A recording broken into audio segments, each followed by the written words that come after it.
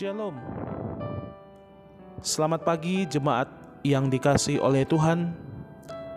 Selamat berjumpa kembali dalam santapan rohani kita, edisi Selasa tanggal 27 Juni tahun 2023. Kita bersyukur kepada Tuhan yang memberikan kita kesempatan lagi untuk menikmati hidup di hari yang baru ini. Dari Gedung Gereja Toraja Jemaat Silo Campagaya Klasis Makassar Tengah, kami menyapa Bapak Ibu Saudara-saudari sekalian. Semoga kita semua hari ini berada dalam keadaan yang sehat dan senantiasa bersuka cita. Bapak Ibu Saudara-saudari jemaat kekasih Tuhan, kita akan membaca dan merenungkan firman Tuhan di pagi ini. Karena itu sebagai manusia yang lemah dan berdosa di hadapan Tuhan, mari kita meminta hikmat daripada Roh Kudus untuk menuntun kita membaca dan merenungkan firman-Nya. Mari kita berdoa. Ya Tuhan, ya Allah kami mengucap syukur untuk kasih dan setia-Mu yang terus kami alami dalam kehidupan ini. Terima kasih, kami mengucap syukur bahwa pagi ini kami boleh menikmati hari yang baru, kehidupan yang baru yang Tuhan anugerahkan bagi kami. Kami mengucap syukur Tuhan dan kami bersuka cita boleh menikmati kasih dan kemurahan-Mu. Ya Bapa di sorga, mengawali seluruh aktivitas kami di pagi hari ini, kami rindu mendengarkan suara Tuhan melalui pembacaan firman Tuhan dan juga melalui perenungan firman-Mu. Tolonglah kami Tuhan, sehingga kami semua diberkati oleh firman-Mu ini dan kami melakukan apa yang Tuhan kehendaki bagi kami semua. Kami mohon ampun untuk setiap dosa dan pelanggaran kami. Kasihani kami ya Tuhan, kami siap untuk membaca dan merenungkan firman-Mu. Di dalam nama Tuhan Yesus firman yang hidup kami berdoa dan mengucap syukur. Amin. Bapak Ibu jemaat kekasih Tuhan, pembacaan firman Tuhan pada pagi hari ini terambil dari Injil Lukas pasal 17 ayat 1 hingga ayat yang ke-6. Injil Lukas pasal 17 ayat 1 hingga ayat yang ke-6. Inilah firman Tuhan yang datang kepada kita sekalian di pagi hari ini. Beberapa nasihat. Yesus berkata kepada murid-murid-Nya, "Tidak mungkin tidak akan ada penyesatan, tetapi celakalah orang yang mengadakannya. Adalah lebih baik baginya jika sebuah batu kilangan diikatkan pada lehernya, lalu ia dilemparkan ke dalam laut, daripada menyesatkan salah satu dari orang-orang yang lemah ini. Jagalah dirimu, jikalau saudaramu berbuat dosa, tegurlah dia, dan jikalau ia menyesal, ampunilah dia. Bahkan jikalau ia berbuat dosa terhadap engkau 7 kali sehari, dan 7 kali ia kembali kepadamu dan berkata, 'Aku menyesal,' engkau harus mengampuni dia." Lalu kata rasul-rasul itu kepada Tuhan, "Tambahkanlah iman kami." Jawab Tuhan, "Kalau sekiranya kamu mempunyai iman sebesar biji sesawi saja, kamu dapat berkata kepada pohon ara ini, 'Berbantunlah engkau dan tertanamlah di dalam laut,' dan ia akan taat kepadamu." Amin, firman Tuhan. Demikian jauh pembacaan firman Tuhan di pagi hari ini. Yang dikatakan berbahagia ialah saya dan Bapak Ibu Saudara-saudari sekalian yang senantiasa membaca dan merenungkan firman Tuhan, membuka hati kita untuk diisi firman Tuhan dan melakukan firman Tuhan dalam kehidupan kita masing-masing.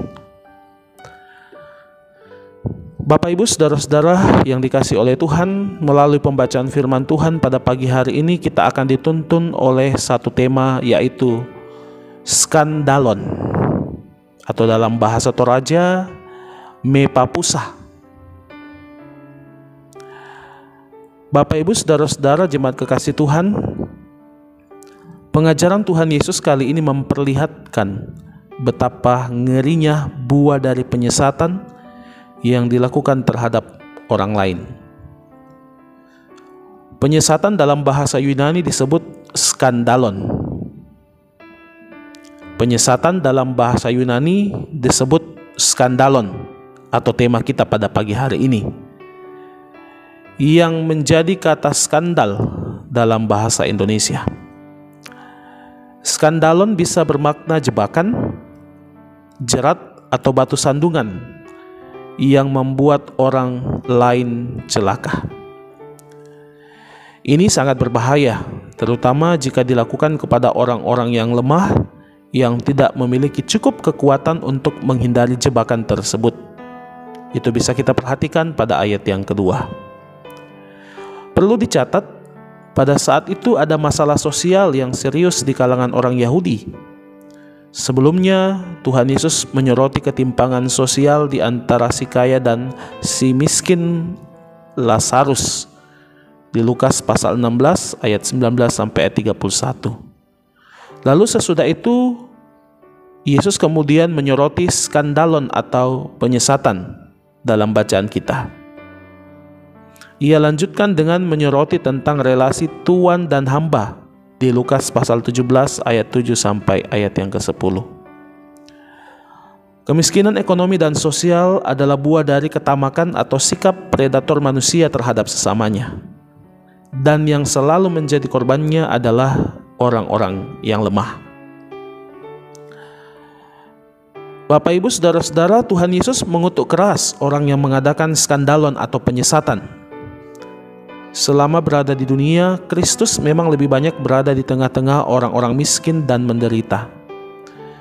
Mereka yang tidak hanya dimiskinkan secara ekonomi dan sosial, tetapi juga secara religius. Mereka dengan mudah dapat disesatkan sehingga jatuh ke dalam berbagai perbuatan dosa. Karena itulah Yesus selain mengutuk orang-orang yang melakukan penyesatan, juga memberi nasihat kepada pengikutnya untuk menegur mereka, dan jika menyesal maka mereka patut diampuni. Bapak Ibu saudara-saudara yang dikasihi Tuhan, memang sulit, tetapi ini mesti dilakukan. Kita patut saling menegur dan menasihati serta membuka pintu pengampunan bagi mereka yang menyesal dan bertobat. Ingat, di sekitar kita sungguh banyak penyesat. Karena itu jemaat Tuhan, untuk menghadapinya, milikilah iman, maka sekuat apapun penyesat itu dapat kita taklukkan. Milikilah iman yang benar di dalam Tuhan kita Yesus Kristus, maka sekuat apapun penyesat itu ketika datang kepada kita akan dapat kita taklukkan bersama Tuhan. Terpujilah Tuhan atas firman-Nya. Haleluya. Amin.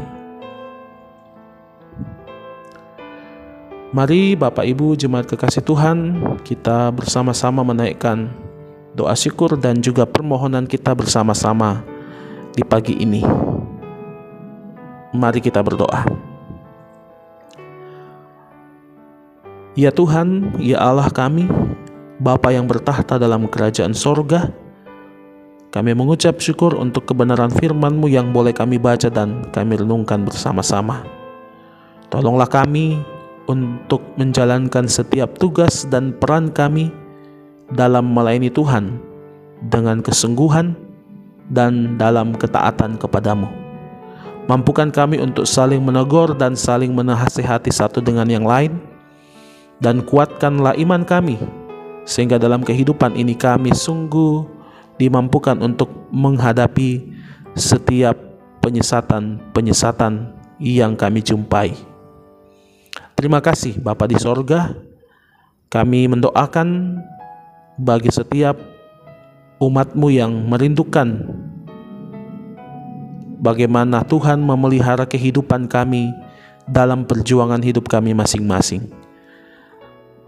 Kami berdoa bagi orang tua kami dalam usia lanjut, Tuhan beri kekuatan dan semangat sukacita untuk menjalani kehidupan ini. Kami mendoakan anggota jemaat, saudara-saudari kami yang saat ini berada dalam kelemahan tubuh. Tuhan berikan pemulihan, kekuatan dan kesehatan yang sempurna. Kami mendoakan Bapak Ibu saudara-saudara kami, rekan-rekan kami yang saat ini bergumul karena duka cita ataupun karena persoalan hidup. Tuhan berikan mereka kekuatan, berikan mereka semangat. Tuhan hadirlah menghibur dan menolong mereka. Ya Bapa, kami pun mendoakan anak-anak kami dalam perjuangan di bangku pendidikan, dalam perjuangan mencari pekerjaan. Dalam mencari pekerjaan, Tuhan berikan semangat kepada anak-anak saudara-saudara kami, sehingga mereka tetap tekun dan setia mengandalkan Tuhan. Kami mendoakan saudara-saudara kami yang mencari pasangan hidup dan merindukan pasangan yang sepadan. Tuhan mampukan dan beri hikmat untuk mendapatkan pasangan yang seturut dengan kehendak-Mu. Kami mendoakan anak-anak dan cucu-cucu kami yang saat ini menikmati masa liburan sekolah. Terima kasih Tuhan sudah menolong, menjaga dalam proses belajar mengajar 1 tahun lamanya dan saat ini menikmati masa liburan. Tuhan berikan sukacita kepada anak-anak dan cucu kami. Bapa di sorga, kami bersama-sama mengucap syukur untuk anggota jemaat yang boleh berulang tahun di hari ini. Tuhan berikan mereka umur yang panjang, kesehatan dan kuat selalu Tuhan tambahkan. Dalam segala perjuangan dan cita-cita ke depan, biarlah di tahun ini, di usia yang baru ini, Tuhan mendengar dan menjawab menurut waktu Tuhan bagi mereka. Bapa di sorga, Bapa yang sungguh baik, kami mendoakan beberapa kegiatan-kegiatan yang akan dilaksanakan di tengah-tengah jemaat kami, baik itu pelayanan-pelayanan kebaktian keluarga, bahkan juga kebaktian-kebaktian OIG. Tuhan berkati semuanya, kiranya boleh berjalan dengan baik. Kami mendoakan persiapan PES Parawi yang akan dilaksanakan di Tanah Toraja dalam rangka PES Parawi Nasional SMGT. Tuhan kiranya memberkati panitia, lokasi, tempat, dan seluruh acara yang akan dilaksanakan. Biarlah boleh berjalan dengan baik, yang akan dimulai pada tanggal 29 Juni hingga tanggal 1 Juli 2023. Kiranya semuanya boleh dilaksanakan untuk hormat dan kemuliaan bagi nama Tuhan. Terima kasih Bapa di sorga, seluruh rencana, cita-cita dan harapan kami dalam kehidupan kami masing-masing, baik di hari ini dan hari-hari selanjutnya. Tuhan tolonglah kami berserah sepenuhnya hanya kepadamu. Kami percaya Tuhan yang menjamin kehidupan kami.